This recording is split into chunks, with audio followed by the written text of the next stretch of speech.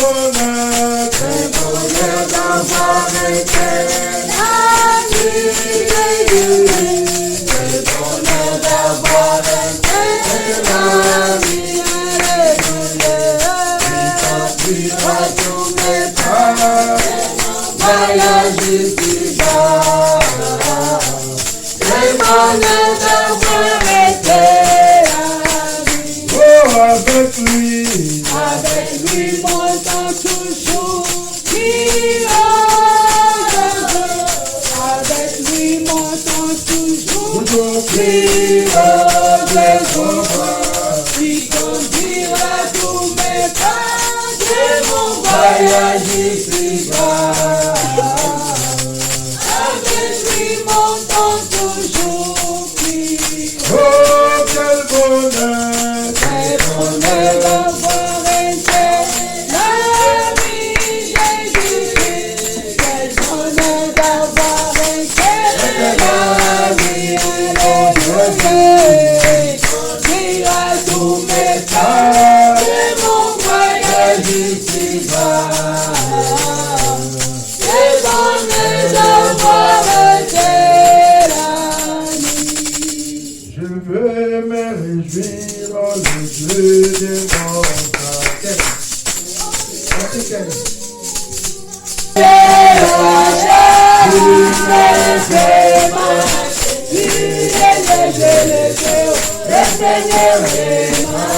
Oh, j'attends, alléluia, alléluia, alléluia,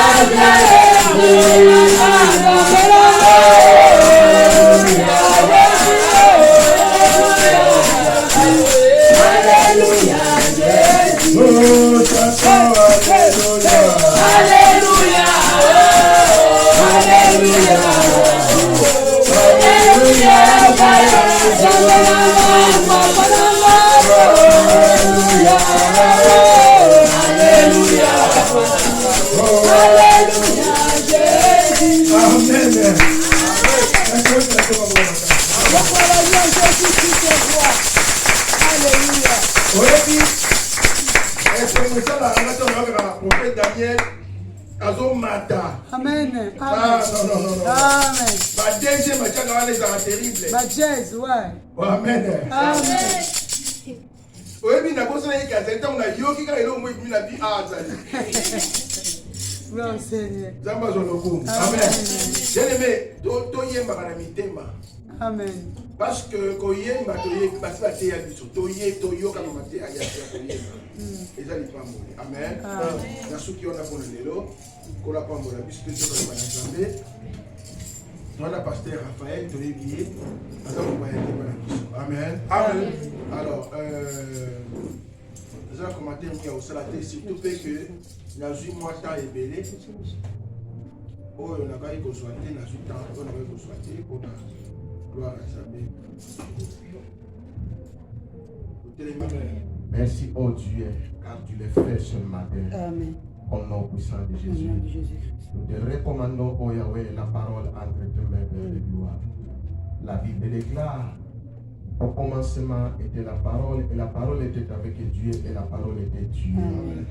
Et dans leur détresse, oh Dieu, ils prièrent à l'Éternel, et l'Éternel envoya sa parole. Amen. Seigneur, nous croyons à ta parole, et ta parole peut tout. Seule ta parole est capable de changer la situation de quelqu'un, oh Dieu. Seule ta parole est capable, Yahweh, de nous orienter. Seule ta parole est capable de nous édifier, oh Dieu de grâce, selon ta volonté. Bénis ce moment, oh Dieu. Est-ce que cette parole, oh Dieu, puisse tomber dans une bonne terre, oh le roi de gloire, car tu es le Seigneur. Glorifie Jésus dans ce moment de parole. Que le Saint-Esprit saisit chaque cœur, chaque pensée à l'obéissance de la croix, au nom puissant de Jésus. Ainsi j'ai demandé, ainsi j'ai prié. Merci Seigneur Jésus-Christ. Merci Seigneur Jésus-Christ. Amen. Amen. Acclamons encore une fois.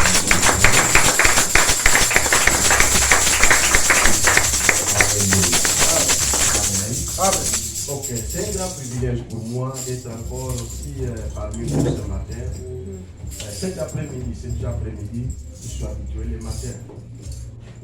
Vraiment, merci à Dieu pour ce privilège. C'est un grand privilège pour moi.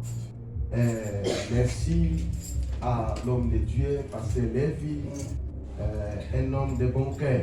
Amen. Merci vraiment pour cette considération et pour cette opportunité. Amen. Alléluia. Si ce n'était pas lui, peut-être que vous n'avez pas été. Alors, vous n'avez pas mouru. Amen. Merci Nayo Oyo déplacé, Ondini, Ozalana Biso et Longo, la Topalelo. Nzamba Pambola, mon fils qui m'accompagne ce matin, le frère Trésor, Nzamba Pambola Mingi.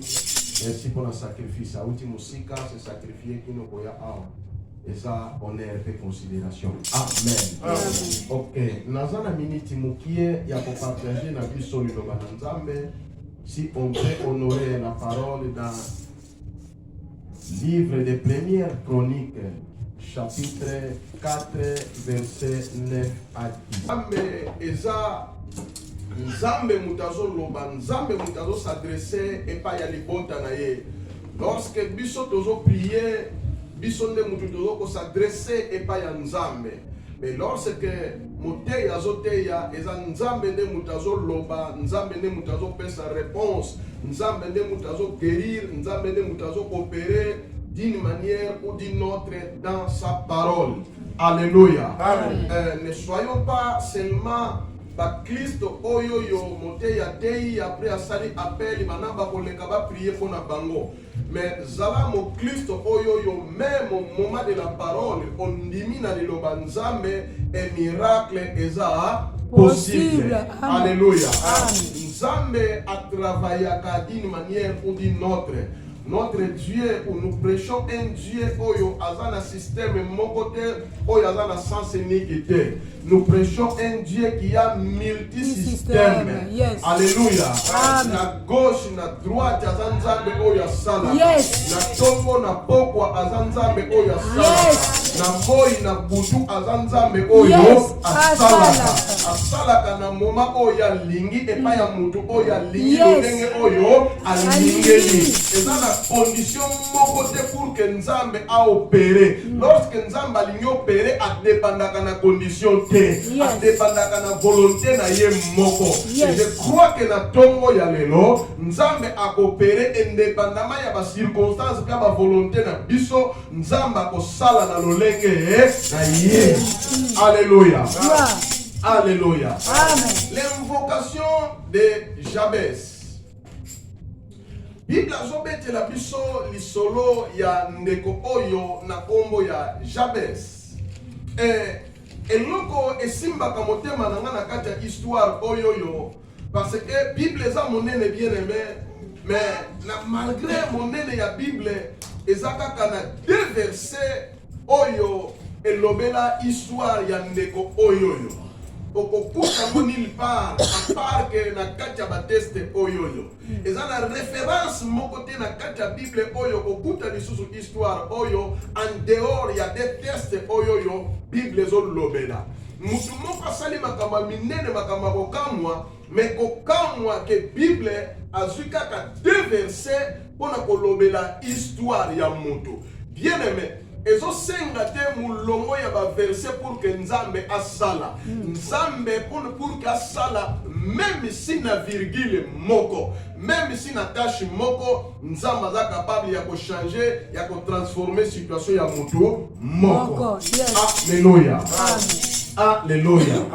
Bien-aimé dans le Seigneur, lorsque mutu azozongisa motema na epa ya Nzambe, lorsque mutu azotala epa ya Nzambe, lorsque mutu azoluka Nzambe, lorsque mutu azoinvoke Nzambe, lorsque mutu azobelela Nzambe, lorsque mutu azobenga Nzambe bien-aimé, à partir de ce moment-là, oyo mutu ayi la conscience ya kuinvoke Nzambe, ya kupusa nepa ya Nzambe, c'est alors que makambu ebandaka ko changer malembe.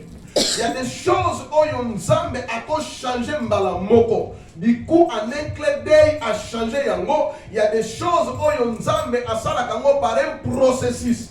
Dieu fait un parcours avec toi. Dans chaque rond-point, pardon, dans chaque arrêt oyo zokoma, eza de loko oyo nzambe azosala. Dans chaque parcours oyo zosala, eza na eloko oyo nzambe azosala. Mais eza na batu mususu, eza na makambo mususu, nzambe akosala yango mbala moko, situation échange. Alléluia. Et ça dépendre na mututé, et ça dépendre na nzambe ye moko. Alors, Bible lobi ndeko oyo abotami na circonstance moko un peu difficile, un peu compliqué. Circonstance particulièrement Bible a révélé yango te. Mais Bible a yebisi biso kaka abotamaki na circonstance moko ya pasi.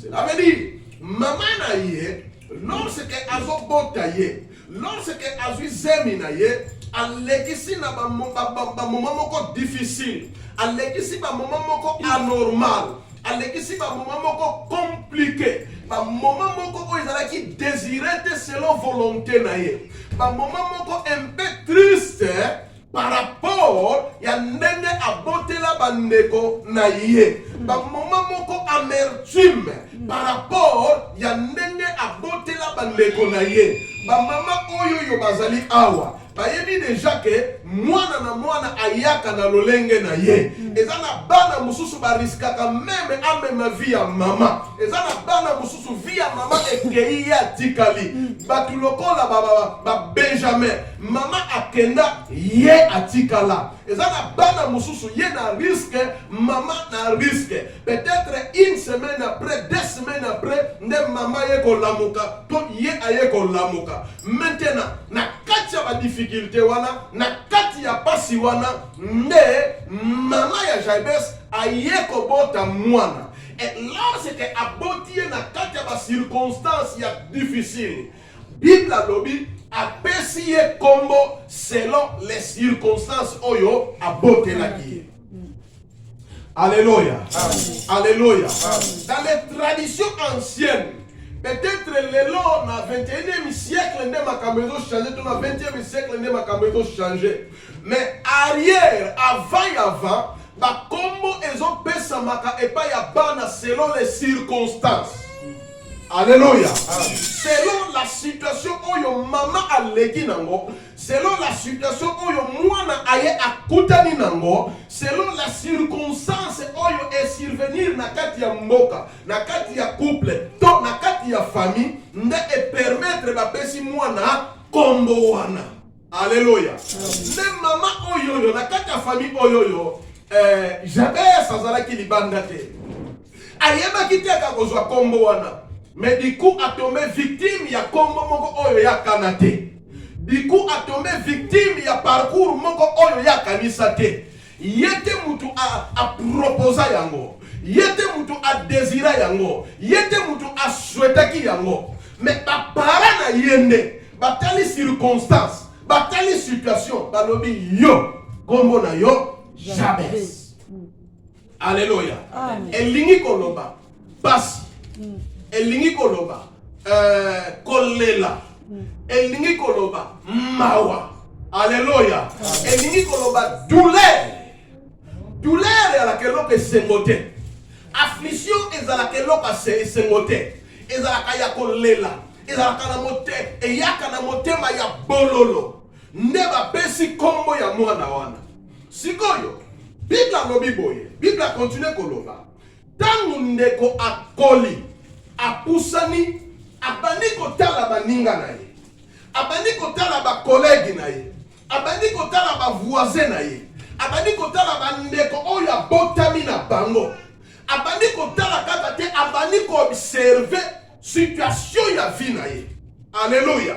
Abandi ko analyser situation ya vie na ye. Lorsque abandi ko analyser situation ya vie na ye, lorsque abandi ko observer vie na ye, aye komona quelques détails anormal na kati ya vie na ye. Alléluia. Aye komona quelques détails oyo ezotambola malamu te na kati ya vie na ye. Vous savez, bien aimé dans le Seigneur, la plupart des gens dans la vie, ils arrivent pas à analyser concernant vie na bango propre. azolekisa temps na analyser vie ya baninga. Aliaki nini? Amelaki nini? Azana mukanda to azana mukanda te. Asalaka wapi? Asambelaka wapi? Abala na nani? Na libala ne azo vivre ndenge nini? Eloko nini asombi, eloko nini asombi te. Et que mutu azo zanga même temps ya ko analyser propre vie na ye. Alléluia. Mutu azo zanga même temps ya ko réfléchir concernant propre vie na ye. Oh, bien aimé dans le Seigneur, mutu oyo aza capable ya ko changer vie na ye moko eza ye moko mutu. Alléluia. Lorsque on doit conscience de, il y a quoi analyser vie na yo, il y a quoi observer vie na yo, il y a quoi étudier vie na yo. C'est difficile. Mutu arriver ko reconnaître et l'oko ni nezo senga na vie na ye, et l'oko ni nezo zanga na vie na ye, et l'oko ni nesengeli a longola, et l'oko ni nesengeli a bakisi. Jamais sans 8 ans. Lorsqu'on observe, lorsqu'on analyse, lorsqu'on étudie vie na ye, et là tant qu'on étudie vie na ye, a souki wanate, a côté na monde ya comparaison ya malamu. Alléluia. Na monde ya comparaison malamu parce que comparaison ya mabe est ça. Mais à côté na monde ya comparaison malamu, te yeto ya na yenzela moko na poto. Alléluia. Te yeto balana na yenzela moko. Te yeto sala kana place moko to zwa salaire moko. Te yeto sambela kana église moko. Mais vie na yezo progresser, vie na yezo changer. Azo mata malembe. Comment ngana zoko kwa arriver te. Alléluia. Comment ngana kozoko kwa arriver te. Et après avoir fait ça la étude ya vie na ye, aye ko remarquer 4 choses importantes oye salaka sens ya vie ya muntu na kati ya mabele awa to na se ya mabele awa nde ezozanga na vie na ye. Nous avons 4 choses. 4 choses. Nous avons 4 choses. Yebisa moninga na yo 4 choses. 4 choses. Yebisa moninga na yo lobango avec amour et tendresse 4 choses. Alléluia. Alléluia. Jamais ça n'est qu'on remarquer biloko mine. 4 choses mais qui na manquement ya 4 ya vie na ye. Après avoir analysé vie na ye pendant longtemps, bien aimé, Zouakata ya pour réfléchir concernant vie na yo, Zouakata ya pour réfléchir concernant libala na yo, Zouakata ya pour réfléchir concernant musala na yo, Zouakata ya pour réfléchir concernant avenir na yo, Zouakata ya pour réfléchir concernant bana na yo. Alléluia. Na poti bango, winga responsable na bango. Nazo linga ba kende wapi? Nazo linga ba koma banani. Alléluia. Bien aimé, okoki ko décorer avenir ya bana na yo lobi pe besi malamu bana ba komi di pa moli réel pour na vie na yo. Alléluia. Jida kwa koma jida indépendant ki na jida te indépendant ki na nzambe te, mais Jacob ne mutaloba ki ke jida yo kozala boye. Alléluia. Alléluia. C'est Jacob mutazi bana na ye na bandi ko loba yo kozala boye. Jacob abandi ko prophétiser concernant avenir na bango ya oyo bakozala. Et c'est là Nzambe a confirmé ki yango bana ya Jacob ba koma ki oyo Jacob aloba ki bazala. Amen. Yes. Alléluia. Yes. Alléluia. Amen. Bien-aimé dans le Seigneur. C'est possible de réfléchir pour la vie na yo, pour l'avenir na yo, et l'obi okomi oyo yozo kanisa kozala. Et l'obi nzambe ba komisio esika ozolinga okoma. L'obi nzambe sali yo lolenge ba sala batu mususu. L'obi nzambe sali bana na yo, ndenge ba sala bana mususu. C'est possible. C'est possible. Alléluia. Amen. Mais c'est là ezobanda wapi na réflexion. Na réflexion. La réflexion. Alléluia. Amen. Alléluia. Amen. Bisogno so toi na poto moko. Bisogno so toi na ba privilège moko. Bisogno so toi na ba opportunité moko. Mais la différence ba réflexion ça ndenge moko te. La différence c'est que vision ça ndenge moko te. Mutu mususu azosala pour kaka zombongo ya basket. Mutu mususu azosala pour investir malamu lobi bana na basala ba faculté bazanga ba faculté te. Est-ce que muta ona ngai? Tango à réfléchir, la première des choses à constater na kati ya vie na ye, a moni que vie na ye ezaki na mankima ya lipamboli. Alléluia. Amen. Loba nanga lipamboli. Lipamboli. Loba nanga lipamboli. Lipamboli. Nana linga lipamboli de awa. Nana linga te lipamboli awa. Nana linga lipamboli awa. Nana linga lipamboli. Alléluia. Amen. Alléluia. Amen. Écoutez bien, aimé. La bénédiction, c'est la souhait de Dieu pour nous en tant que ses enfants. Amen. La bénédiction est la volonté parfaite de l'Éternel sur nous. Amen. Amen. Dieu nous appelle pour la bénédiction, dans la bénédiction et avec la bénédiction et pour nous bénir. Amen. Amen. Alléluia. Amen. Dieu est le propriétaire exclusif de la bénédiction. Yes. En dehors de Dieu, il n'y a aucune personne qui bénit. Yes. Alléluia. Amen. Il n'y a que Dieu qui a les possibilités, les capacités, l'autonomie de bénir la vie de quelqu'un. Yes. À part Dieu, il y a ce serviteur qu'il a placé parce qu'il dira à Abraham, celui qui tu béniras, il sera béni. Et toi, tu sois une bénédiction. C'est-à-dire, quand Dieu t'appelle, Dieu te donne pas seulement la bénédiction, mais Dieu te fait toi-même une bénédiction. Yes.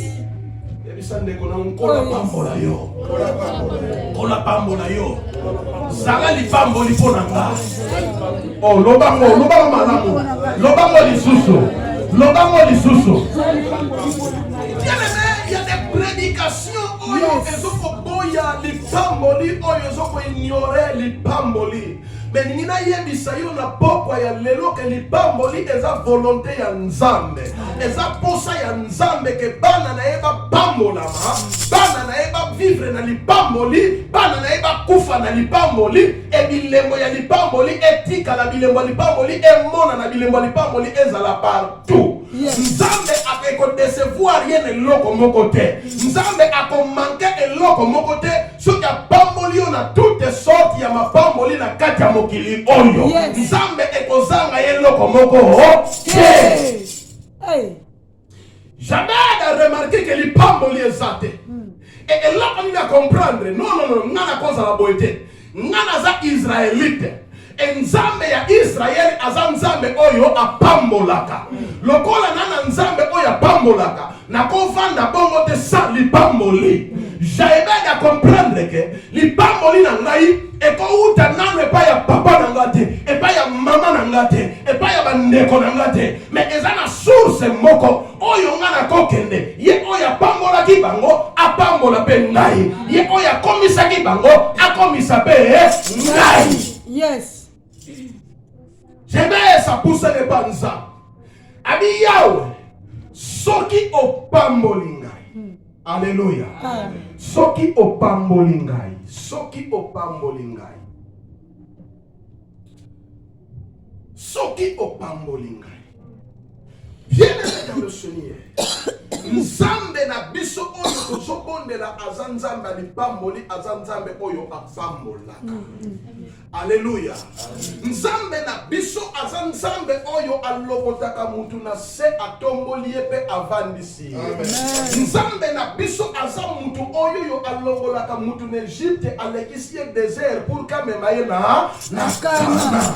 Nzambe na biso azanzambe oyo apangusaka pinzoli ya miso oyo elela uta ebotama. Alléluia. Nzambe na biso azanzambe oyo asepeli abimisaka mitema oyo eyoka bololo banda bomwana. Mutabotama na circonstance moko ya pasi, mutabotama na circonstance moko ya mawa, mutabotama na kolela, mutabotama na kozanga. Bana musuba botama na le, me bana musuba botami na te lokola biso. Alléluia. Tangu mama zo kalisa abokola yo malamu, azozwa fufu, azotia soyi, ndazo lesa yo. Alléluia. Bana musuto botama bongo. Mais le problème est ça circonstance on a botama na ngote. Le problème est ça histoire na ngaite. Mais le problème est ça nani oyo naza na ye, nani oyo na komina na ye. Le problème est ça mboka on a botami la te. Alléluia. Chacun à comprendre, oui, na mota on a passé, oui, na komba passé, oui, na komba mawa, oui, na ignorer ya ngote. Mais na comprendre que malgré kombo na ngai, malgré circonstances on a botama na ngo, et ça peut possible na pamolama. Et ça peut possible na pamolama. Alléluia. Ça comprendre bien dans le Seigneur que na yena poto na retardé, na yena poto na temps na ngai. Alléluia. Yes. Est-ce que là on va nous tout? Gloire au Seigneur. Gloire au Seigneur. Gloire au Seigneur. Bien les nzambo de kobonde la awa. Nzambe ya passer na biso levi, azanzambe oya pambolaka, azanzambe oya chanja kaba situation, azanzambe oyo atombolaka, azanzambe oya tombolaka ba porka sika. Yoka bien aimé, esika li pamboli ya nzambe ezali ba opportunité ya sika eyaka.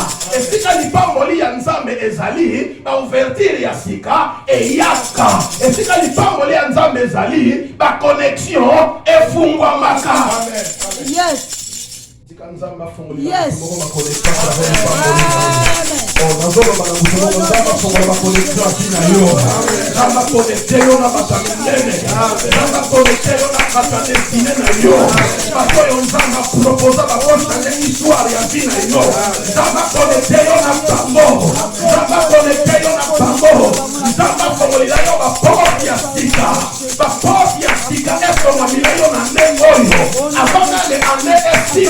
Yoka bien le Seigneur. Donc on est que ça si premier moyen né. Makambo oye simba kite. Comprendre que la deuxième phase ya né est ça possible et simba. Parce que nzambe na yo, azanzambe oyo apambolaka. Et ce qui apamboli, réalité est pamboli et monanaka. Yes. Yes. Alléluia. Amen. Alléluia. Amen. Alléluia. Amen. Pourquoi confondre l'ipamboli na matériel? L'ipamboli zana no matériel. Matériel est même à l'ipamboli, mais l'ipamboli est même à matériel. La Bible dit quoi? C'est la bénédiction de l'Éternel qui fait quoi? Qui enrichit. Cela veut dire l'ipamboli ya nzambe soke ye richesse zaka nini eyaka. Alléluia. L'ipamboli est même à richesse. Atana ministre ezate. Atana ministre na chemise moko. Atana ministre bazutiniki ya papa baboteli na bango. Bateki nga bolumbu. Na koti na ndako soki ya banani eza nango problème te. Problème ya eza etandeni na koteli te. Problème eza ya oyo ezomona na miso abatu te. Le problème eza ya oyo eza kasi na ngai. Amen. Amen. Amen. Amen. Alléluia. Amen. Alléluia. Alléluia. Amen. Bien-aimé, lorsque nzamba zo pambola, nzamba zo akalokumu. Alléluia. Amen. Tangu nzamba zo pambola, nzamba zo akalokumu. Nzamba zo akalokumu. Vous savez, tala, nzamba pambola bana nzambe. Amen. Nzamba pambola bana nzambe. Amen. Nzamba pambola bana nzambe.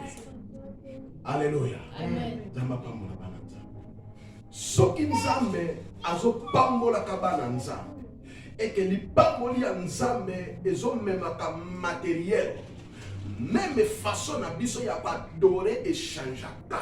Même atmosphère spirituelle et changeaka. Même ambiance na kati ya culte et changeaka. Alléluia. Alléluia. Alléluia. Li pamboli ya nzambe lorsque zali bien aimé, les enfants adorent bien. Moni bana poto wa Soyez kaka mikolo yo kaka memela kaka pistolet nini ya mai. Hein?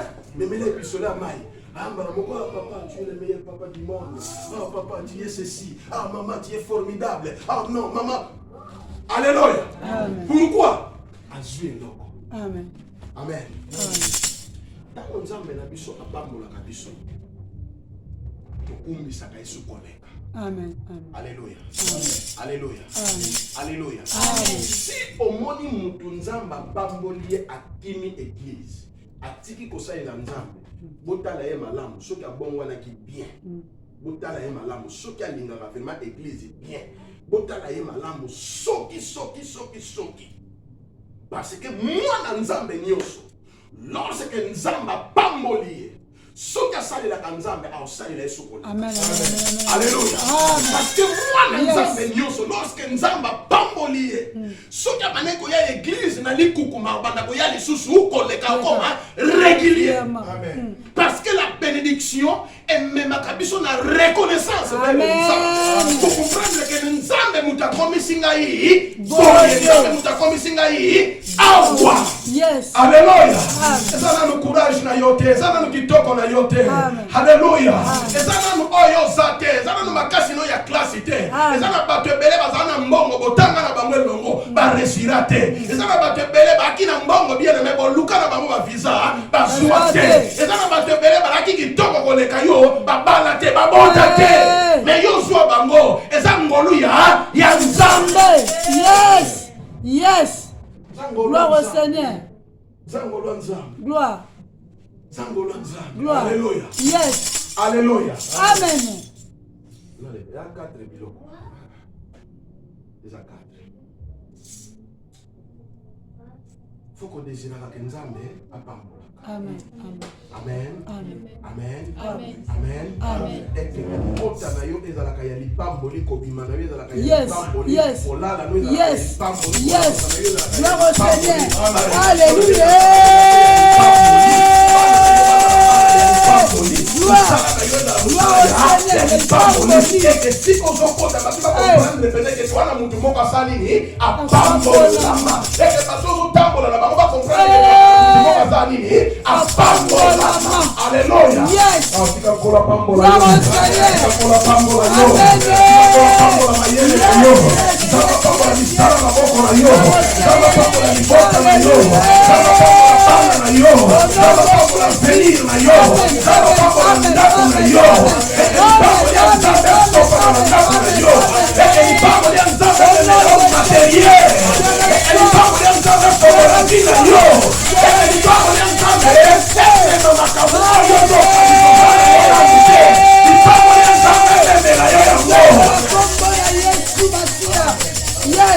Yes. Amen. Yes. Alléluia. Amen. Gloire au Seigneur. Gloire au Seigneur. Alléluia. Problème des appellations na outile. Problème des appellations na place na okende. Alléluia. Place aux allélo et qu'on détermine place aux okende. Place na outile et ont déterminé lobby na qualité. Lobby qui na ki muta kolela. Lobby kuna na kokoma muta ko sepela. Amen. Amen. Amen. Amen. Amen. Amen. Amen.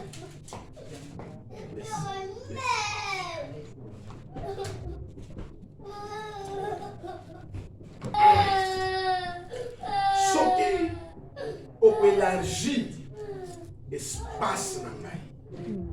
Alléluia. Soki on élargit la version mosusu balobi ba limite na ngai. Alléluia. Cela veut dire quoi? Là l'espace moko na carré awa. J'avais à comprendre que espace na zanango. Niveau ya lipamboli nzamba zo pamboli na espace za mukie.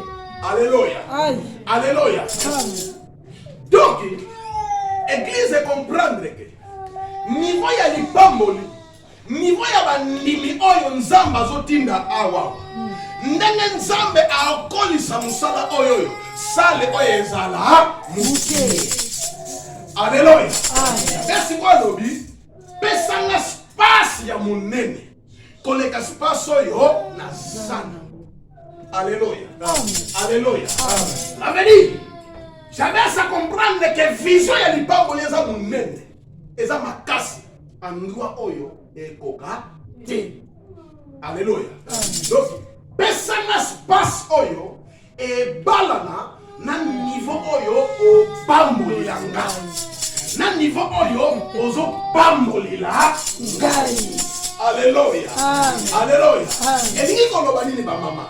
Cela veut dire Nzambe soki opesi ngai bana cadre, pesanga pe provision ya cadre, personne. Amen. Alléluia.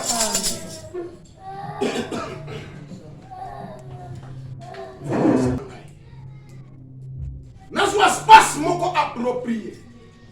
Na comme un espace moko correspondre na niveau on nazo koma nango. Na koma na ndako moko et correspondre na niveau on nazo koma nango. Na koma na société moko et correspondre na vision oyo naza nango. Cela veut dire quoi? Nzambe na ngai pesa ngai fond et correspondre na vision ya ba faire na sanango. Alléluia. Bien-aimé, vous savez, à des fois, kubanga kosenga nzambe te. Amen. Amen. Kubanga kosenga nzambe te. Nzambe oyo bondelaka aza créateur ya mokili oyo. Et biloko nyonso toza Alléluia. Donc eloko oyo zo rêver, peu importe dimension nango, peu importe grandeur nango, peu importe extension nango oyo kozwa, yo sengango. Amen. Yo sengango. Amen. Amen. Sengango. Amen. Même si bokoloba nzambe pesa ngai eroko nyonso, nzambe ekolobela eloko moko. Même si bokoloba nzambe pesa na 91 oyo nyonso, nzambe elobela eloko moko. Nzambe aza capable ya kopesa bino bâtiment oyo nyonso et ekomi église na bino. Votre Dieu na kanisa ki bâtiment baloa. Nzambe aza capable ya kopesa bino. Nzambe aza capable ya kopesa bino yango. Et donc dépendre la vision oyo bino osana. Gloire. Alléluia. Yes. Et tout dépendre de la vision osana. Yes. Écoutez, église na zo kamba sikoyo. Pas même 10 personnes. Pas même 10 personnes. Moi, je ne suis pas impressionniste. Oh, t'es dans la 50 000 la terre. Non. Je suis réaliste. L'église là, comme Sikoyo, pas même 10 personnes. Sikoyo, il faut y avoir prier par Nzambe. Il faut y avoir prier. Si on a si ça des fois, maman, t'as dit. Alléluia. Non, le problème est devant qui? Hey, gloire au Seigneur. Alléluia. Alléluia. Devant qui? Yes. Hey. Et nakoke na niveau na ye. Nakoke n'était na senga goûter. Ah bien goûter. Na niveau Nzambe. Na niveau créateur. Non bien goûter. Non, laisse tomber. Si tu n'as pas de classe. Alléluia. Si tu n'as pas de classe.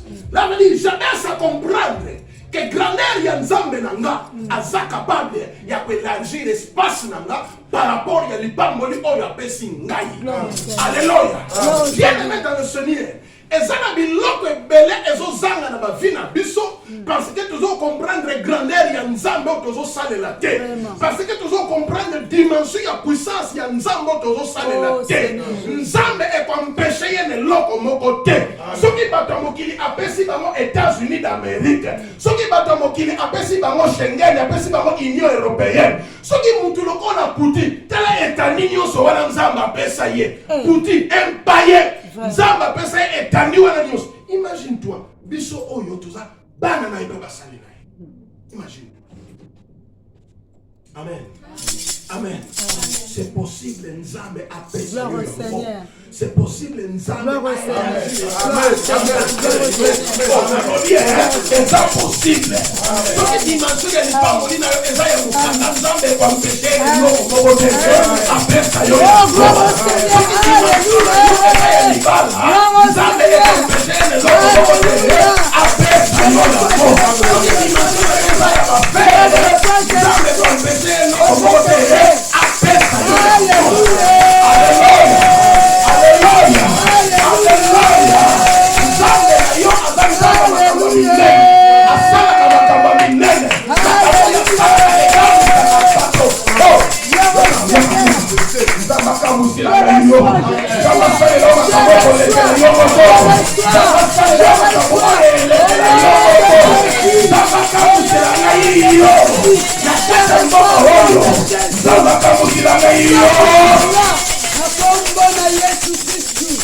Yes. Ah, c'est costaud. Alléluia. Gloire au Seigneur. Alléluia. Amen. Alléluia. Amen.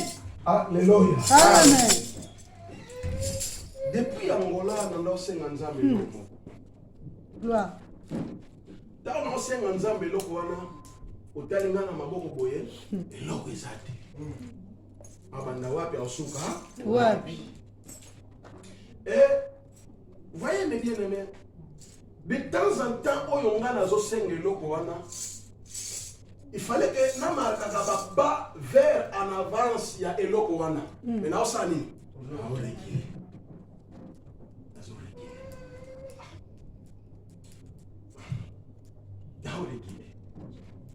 Oui, la imagination il y a. Et moko banyo kule bandoki, et moko banyo kule blocage, et moko banyo bukal balier. En réalité, ils n'ont rien à voir na bandoki. Ils ont une question à nous. Il y a temps. Amen. Amen. Amen. Amen. Lorsque temps est kokaki, oyo batu mususu basala ki 5 ans, 10 ans. On a besoin yango, on a travail pour nango. Nganzamba pesa nango l'espace il y a 2 jours. Alléluia. L'espace à 2 jours. L'espace à 2 jours. Porte moko ya muke boye pa. Nzamba pesa mbongo. Mbongo, nzamba pesa mbongo. Na bimi Angola, nga na mwasi na bana. Le Dieu. Batu, batali ndenge na ndai ko vivre passer lève. Na ndako na nga tala na niveau ya Angola na ndako na nga pambe mi plasma ya 45% ezaki na ndako. Na kina plasma soki ya 21% ya kala na somba na Chine na 2011. Ozomona. Vie ndenge kezolekela très compliqué. Imagination kutute ke muntu oyoyo lobi akobima ye na mwasi na bana bango nyonso bakemba la moko permettez nga nazo penyora ngote permettez nga ya permettez alléluia nzela makolo te nzela direct alléluia nzamba pesa ngo boye mbonge nzamba binimbo kabi kaka passer la fin que non na kabo kaka oboy ba miso ba ndolo ba di ba Kongo ba la mystique ela di ba Kongo ba la mystique zenganga ko vivre aki mo Kongo te la kimbe ko zanga amen alléluia amen cela veut dire Nzambe na yo aza capable ya kopesa yo oyo yo ozosenga alléluia amen ko banga ka eloko te yoka ngai elingi koloba te ke soki pa na ye esimbaki te pa na yo pe kosimba te non nzambe akamuta synonyme wana te na dictionnaire nzambe verbe wana ezalaka te kaka esika oyo ngai esimbaki te kaka esika na yo eyosa nini ekosimba kaka esika oyo ye akokaki te yo osa nini okoka alleluya libala oyo yo Naomi akokaki te me akoservita resimba na libala eza possible amen amen mutu tabangisa yo ke nga nasalaki yango esimbaki te ke yo mpo kosala yango esimba te non mutu na etwali na ye mutu na ta na ye mutu na jour na ye alleluya mutu na ngongana na ye mutu na ngongana na ye mutu na nini na ye ngongana ye mutu na ngongana na ye na poto oto ya batu musu esimba te me batu musu esala nini esimba batu musu ta ngongona ezikinya basala nini bazongi batu musu ta Tshisekedi azwi pouvoir basala nini bazongi me batu musu toboya kozonga biso awa Alléluia. Alléluia. Mettez encore ma boko. Mettez encore ma boko. Alléluia.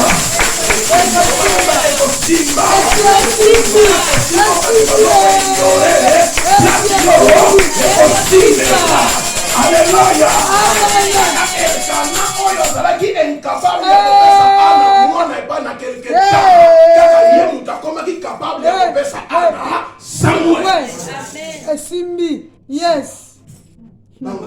Simbi. Amen. Yes. Même si on est na pokwa, yes. problème c'est nous doit pokwa liaka. Bien. Yes. Comme la noce. Bien. Yo kende wenza pokwa otala. Le loko ba monter. Comme la noce. Au monde a fait que na pokwa ba bakisa ngo 3 et comme 1 euro. 50 centimes. Amen. Yes. Alléluia. Yes. Les problèmes les pokwa tetongo les problèmes les nini nazwa yango. Alléluia. Amen. Alléluia. Amen. Gloire au Seigneur.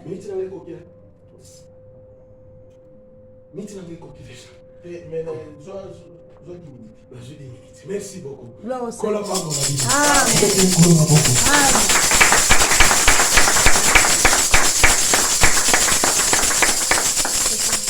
Les limites est croître et qu'elle est au-delà et atteindre l'extrémité.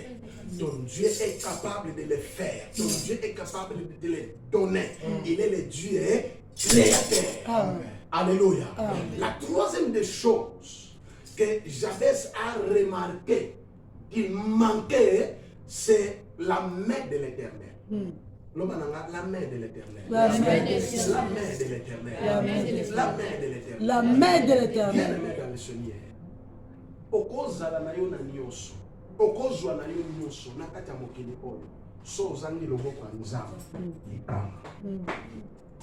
Amen. Amen. Abi soki loboko na yo ekoaccompagner ngai. Cela veut dire quoi? Jamais sans comprendre que oui Nzambe pambolinga. Oui, Nzambo pesinga ko élargir espace na nga limitation na ngai. Mais na limité na kati ya mipango liwana nga moko na zala gérant. Na limité na kati ya espace nyonso pesinga na zala nga moko. Na lingi yo sa nini o tambola na ngai. Na lingi yo sa nini o kende na nga. Jamais ça comprendre révélation à Moïse. Moïse a nini Nzambe soki o tambola na biso te na o kende. Alléluia. Bien aimé dans le